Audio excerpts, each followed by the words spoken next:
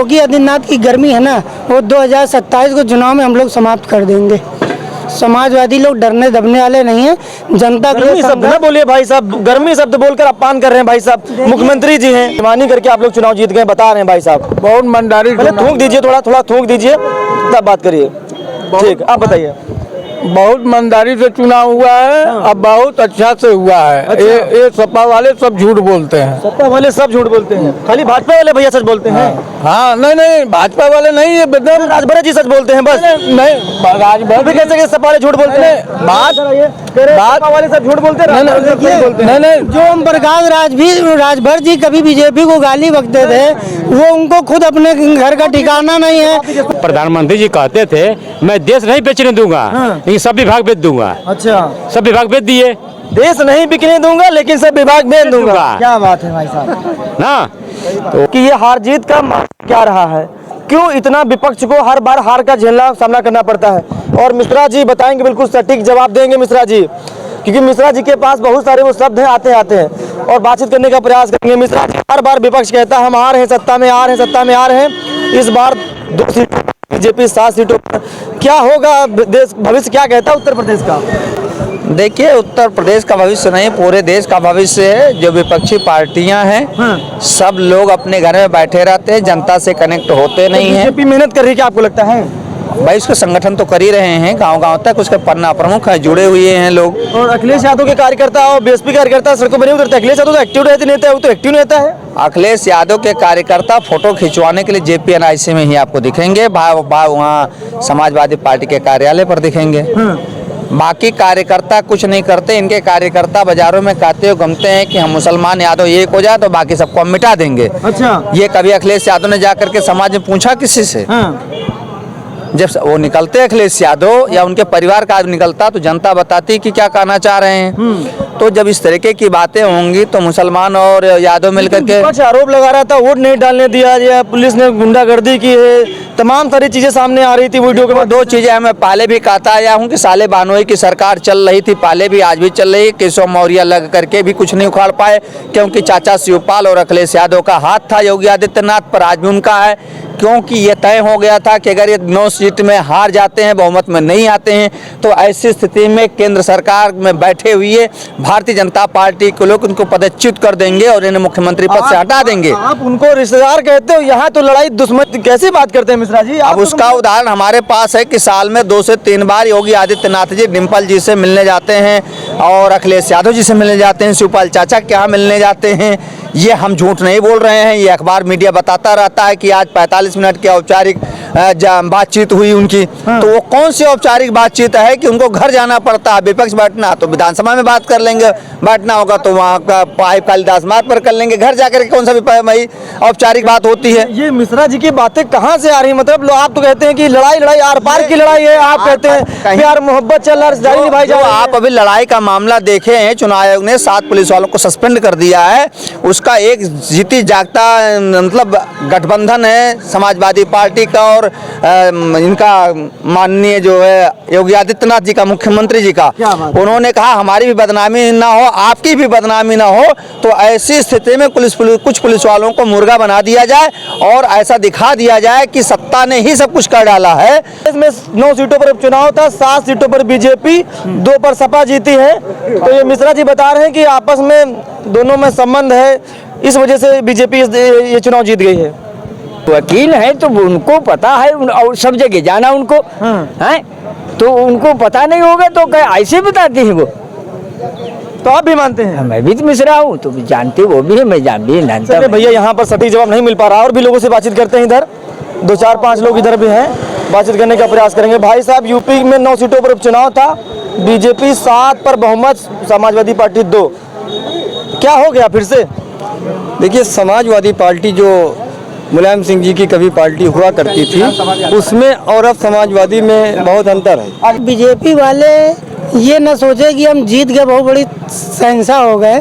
Police के दम पर चुनाव जीतना क्या बात कोई है? बहुत बड़ी बात नहीं ना है। गर्व से चौड़ा हो गया, 7 सीटें जीत गए। आप बता रहे हैं कि क्या मतलब बात वैसी कर लेते ये हैं। चुनाव कार्यकर्ता ने नहीं जीता है, पुलिस वालों ने जीता है, वहाँ के डीएम ने जीताया है। और कानपुर में जो हम लोग संघर्ष किए उसके बल पे जीते हैं, शीशा मऊ में जीते हैं, संघर्ष के बल पे जीते हैं। बाकी जहाँ पे खिड़की में का संघर्ष नहीं किया आप लोगों ने भाई देखिए, साहब? अम्बेडकर नगर संघर्ष नहीं किया क्या? 2 ही सीटें मान देते देखिए, जनता को वोट डालने दिया नहीं गया, उनको डराया गया, धमकाया गया। आज वो लोग वोट डालते, शायद बीजेपी का औकात नहीं होती, सीट जीत के दिखा देती। तो अब तो विपक्ष कहीं ना कहीं ठंडा पड़ गया हो गया कि जो 24 में जो बहुमत मिला था अब 27 में फिर कमजोर हो गया। देखिए, जो योगी आदित्यनाथ की गर्मी है ना, वो 2027 को चुनाव में हम लोग समाप्त कर देंगे। समाजवादी लोग डरने दबने वाले नहीं हैं।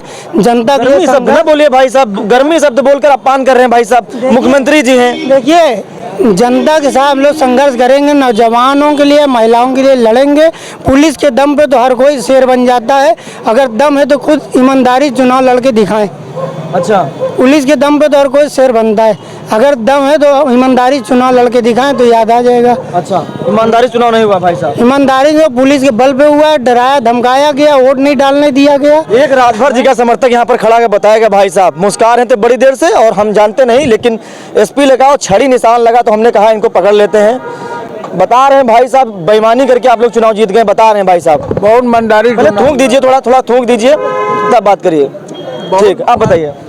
बहुत ईमानदारी से चुनाव हुआ है, अब बहुत अच्छा से हुआ है। अच्छा। ये सपा वाले सब झूठ बोलते हैं। सत्ता वाले सब झूठ बोलते हैं, खाली भाजपा वाले भैया सच बोलते हैं।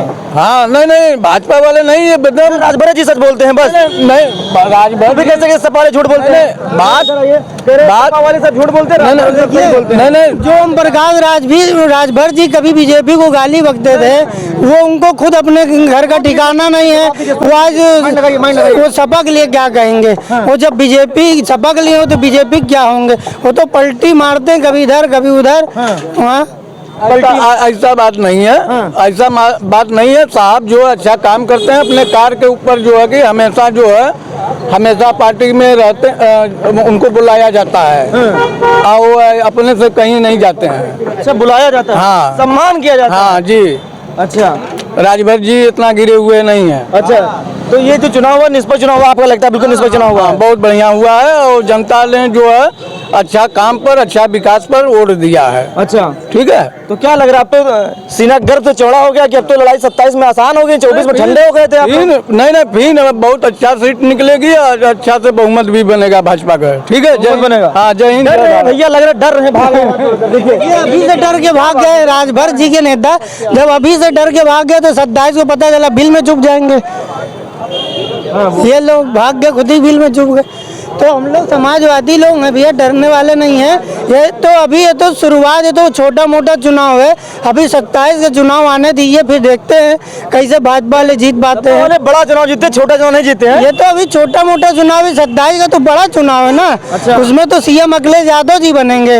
हाँ, 27 में बड़ा चुनाव होगा।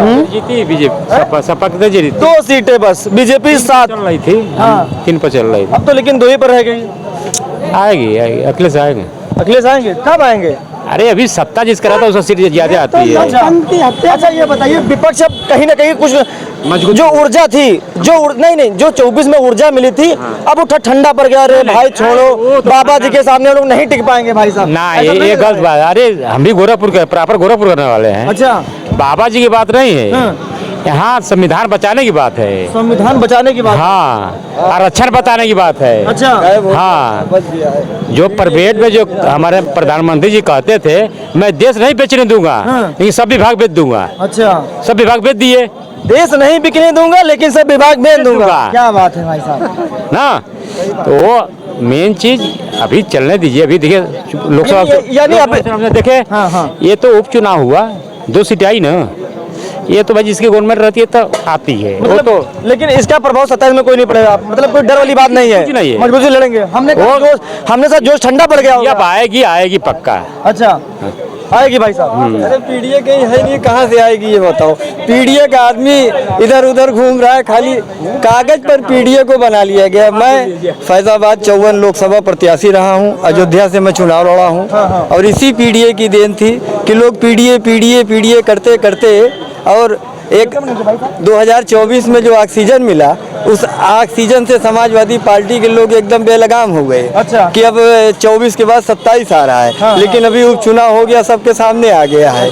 पीडीए आपने बनाया, जिस समाज का शोषण हो रहा है, उत्पीड़न हो रहा है, जिस समाज को आपकी ताकत की, आपकी ऊर्जा की जरूरत है, उसको आप कहीं लेते नहीं। अच्छा। ये उन मुसलमानों को पसंद करते हैं, उन अल्पसंख्यक नेताओं को पसंद करते हैं कि जो उनकी पैरवी करे, जो उनसे टिकट ना मांगे, जो उनसे भागीदारी ना मांगे, जो उनसे अधिकार ना मांगे। कहीं ना कहीं आपको पता है भाई, लालच है इनको, हम तभी बुराई कर रहे हैं भाई साहब, लालच है इनको भाई साहब, तभी बुराई कर रहे हैं। अगर हमको लालच होती है तो मैं समाजवादी पार्टी का नेता होता, मैं निर्दल अयोध्या से चुनाव क्यों लड़ता? हमें लालच नहीं है। पहले लेकिन हाँ, अच्छा, ये सच सच बताइए, पहले किस पार्टी में थे आप? मैं निर्दल पार्टी से मैं चुनाव लड़ा। किस पार्टी के दामन थामा कि नहीं थामा? नहीं, पार्टी की तो छोड़िए, मैं तो कांग्रेस में बहुत पहले मैं रहा। अच्छा। हाँ, लेकिन अब मैं निर्दल हूँ। मैं अपने जाति की राजनीति करता पार्टी हूँ। क्यों नहीं ज्वाइन की कोई? पार्टी, हम अपनी पार्टी बना रहे हैं। कौन सी पार्टी? राष्ट्रीय न्याय सलमानी सविता का हम लोगों ने विस्तार किया है। अच्छा। और इसी के जरिए हम लोग सारे कार्यक्रम कर रहे हैं। वही आज मीटिंग थी, आप लोग हमको मिल गए हैं। तो हमारा कहने का मतलब है